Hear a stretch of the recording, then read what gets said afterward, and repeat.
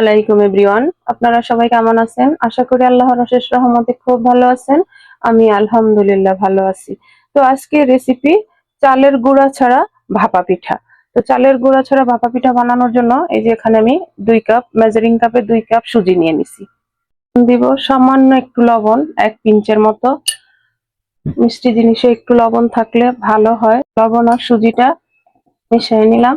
এই যে এখন আমি এখানে নরমাল লিকুইড দুধ নিয়ে নিছি। দুধ দিয়ে আমি সুজিটাকে গোলাই নিব। এখানে 1 কাপ নিছি, যদি লাগে আরো দিব, আর না লাগলে এটাই হয়ে যাবে। তো প্লিজ আপনারাও আমার এই রেসিপি ফলো করে বাসায় এই সুজি দিয়ে ভাপা পিঠাটা বানায় খেয়ে দেখতে পারেন। আশা করি অনেক ভালো লাগবে। যারা চালের গুঁড়া খেতে পছন্দ করে না তারা কিন্তু এইভাবে পিঠাটা বানায় খেয়ে নিতে পারে। আর সবচেয়ে বড় কথা হলো, অনেকে কিন্তু ওই চালের গুঁড়া দিয়ে পিঠা বানানোর পরে বলে যে পেটে সহ্য হয় না বা অনেক কিছু বলে, যেমন আমার বড় ছেলেই ওটা খেতে চায় না। আর এইভাবে বানালে আপনাদের কোনো প্রবলেম হবে না। যে আমার আরেকটু দুধ লাগলো, মানে 1 গ্লাস আর সামান্য একটু লাগছে, মানে হাফ কাপও না, হাফ কাপের চেয়ে একটু কম। এই যে এখন এটাকে আমি রেস্টে রেখে দিব এইদিকে, আর ওইদিকে আমি ভাপা পিঠার যে পুর নারিকেলের সেটা বানাই নিব। প্লিজ আমার ভাই বোনেরা আমার সাথেই থাকেন। এই যে আমি নারকেলের পুর বানানোর জন্য এখানে একটা নারিকেলের হাফ কোড়ায় নিছি, আর এখানে 250 গ্রাম খেজুরের গুড় আছে। এখন প্রথমে গুড়টা দিব। বিসমিল্লাহির রহমানির রহিম। এই যে এই পুর বানানো আমরা সবাই জানি, তাই না? তো প্লিজ আমার ভাই বোনেরা আজকের এই রেসিপিটা যদি আপনাদের কাছে একটু ভালো লাগে, তাহলে এই যে শীত আসতেছে, আমাদের এখানে তো সকালবেলা একটু শীত লাগে। তো আপনাদের এখানে কে কোথায় থেকে আমার ভিডিওগুলো দেখেন সেটা তো জানি না।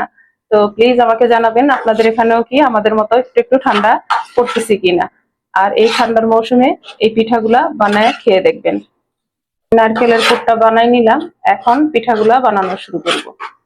আমি পুরটা বানাই নিয়ে আসলাম, আর এই যে সুজিটা মেখে রাখছি এটাকে একটু ভালোভাবে আবার মিশাই দিব। এখন এটা সাইডে রেখে দিব। আর এই যে এরকম ছোট প্লেট নিয়ে নিলাম। মামারা কিন্তু বাংলাদেশে রাস্তায় যে পিঠাগুলি বানায় এরকম প্লেটে বানায়। তো আজকে আমি সুজি দিয়ে ভাপা পিঠাটা এই প্লেটে বানাবো। তো এখন আমি এখানে একটু তেল ব্রাশ করে দিব। এখন আমি ভাপা পিঠার জন্য এই সুজির ব্যাটারটা প্লেটের মধ্যে নিয়ে নিব। বিসমিল্লাহির রহমানির রহিম। একেবারে ভাপে সিদ্ধ করার ঝামেলাটা রইলো না, মানে পাতিলে যে আমরা নর্মাল অথেন্টিক যে পিঠাটা খাই সেটা যেভাবে ভাপে সিদ্ধ করতে হয় সেই ঝামেলা কিন্তু থাকবে না। এই যে সুজির ব্যাটারটা দিয়ে দিলাম। এখন উপর দিয়ে এই যে নারিকেলের পুর দিয়ে দিব। এখন এই পুর আপনারা যে যতটুকু খান অতটুকু দিয়ে নিবেন। আর এর উপরে দিয়ে দিব আবার আমি এই সুজির লেয়ারটা। আমরা অথেন্টিক যে ভাপা পিঠাটা খাই সেটা তো কাপড়ে মুড়িয়ে তারপর পানিতে ভাপে সিদ্ধ করতে হয়, সেই ঝামেলাটা কিন্তু থাকবে না। আর একটা একটা করে করতে হয়। আর এই পিঠাটা আমরা একসাথেই 3-4টা করে নিতে পারবো। এখন উপর দিয়ে আরেকটু দিয়ে দিব। খেতেও ভালো লাগবে, দেখতেও সুন্দর। এই যে দিয়ে দিলাম। এইভাবে আমি সবগুলি পিঠা প্রথমে বানায় তারপর চুলায় চলে যাব। এই যে ভাপা পিঠা বানানোর জন্য একটা ফ্রাই প্যান বসাই দিছি। এখন এখানে দিয়ে দিব সামান্য একটু পানি। একেবারে সহজভাবে কিন্তু আজকে আমি রেসিপিটা শেয়ার করতেছি। তো প্লিজ আমার ভাই বোনেরা এখন এই যে দিয়ে দিব। আমার এই রেসিপিটা ফলো করে আপনারা বানান, খান এবং আমাকে কমেন্টসে জানান। আর যদি একটু ভালো লাগে তাহলে আমার চ্যানেলটাকে সাবস্ক্রাইব করেন, লাইক করেন, শেয়ার করেন এবং কমেন্টস করেন। প্লিজ আমার ভাই বোনেরা আমার পাশেই থাকেন। এটা একটু এদিকে বসাতে হবে, 3টা করে দিতে হবে, বেশি দেওয়া যাবে না। আর আপনারা যদি বড় পাতিল বসান তাহলে কিন্তু আরো বড় দিতে পারবেন। এই যে ঢাকনাটা দিয়ে দিব। ঢাকনাটা দিয়ে প্রথমে হাই ফ্লেমে 5 মিনিট রাখবো, তারপর আমি লো ফ্লেম করে 10 মিনিট রাখবো। এর মধ্যেই আমার পিঠাটা ইনশাল্লাহ হয়ে যাবে। এই যে দেখেন, মাশাল্লাহ আমার টোটাল 12 মিনিটের মতো লাগলো। 12 মিনিটে কিন্তু একসাথে আমি 3টা ভাপা পিঠা বানাই নিলাম। এখন এগুলো নামায় আবার বাকিগুলো বানাবো, বানায় তারপর আমি আপনাদের সাথে শেয়ার করব যে আজকে আমার মামাদের রাস্তায় রাস্তায় যে মামারা ছোট প্লেটে ভাপা পিঠা বিক্রি করে ঠিক ওই প্লেটেই পিঠাটা আমার কেমন হইলো। এই যে দেখেন হয়ে গেল আমার এই শীতের মৌসুমের ভাপা পিঠা, তাও আবার 12 মিনিটের মধ্যে। এক একটা পিঠা বানাতে কতক্ষণ সময় লাগে এর জন্য কিন্তু আমরা অনেকেই পিঠা বানাই না, যে অনেক সময় লাগে। তো এখন এই পিঠাগুলো আমি বের করে নিব। এই যে দেখেন, একটু আলতো হাতে চাকুটা এইভাবে ঢুকালেই বের হয়ে আসবে। এই যে দেখেন, একটু ঠান্ডা করে নিতে হয়, সামান্য একটু ঠান্ডা করে নিছি, এখনো গরম আছে। এই যে বিসমিল্লাহির রহমানির রহিম। দেখেন দেখেন, বাজারে রাস্তার ধারে যে মামারা বিক্রি করে সেম পিঠা হয়েছে কিনা।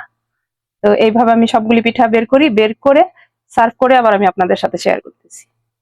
এই যে দেখেন, সার্ভ করে নিলাম ভাপা পিঠাগুলা। আমার এই রেসিপিতে না লাগবে চালের গুঁড়ার ঝামেলা, না লাগবে সাদা কাপড়ে মোড়ানোর ঝামেলা, একেবারে সহজভাবে আপনারা এই ভাপা পিঠাটা বানাই নিতে পারবেন। তো আজকের এই রেসিপিটা আপনারা অবশ্যই এই শীতে ট্রাই করবেন আর আমাকে কমেন্টসে জানাবেন। যদি একটু ভালো লাগে অবশ্যই অবশ্যই আমাকে কমেন্টসে জানাবেন।